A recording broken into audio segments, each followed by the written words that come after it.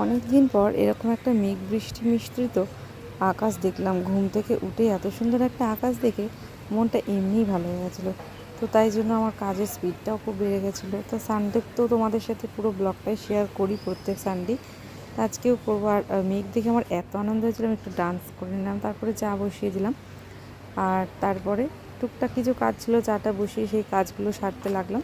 তো ফাইনালি চা হয়ে গেল, দুজনে একসাথে চা খেয়ে নিলাম। আর আমিও একটুখানি ফ্রেশ হয়ে এসেছিলাম, তার আগে খুব গরম লাগছিলো, একবার স্নানও করে নিলাম।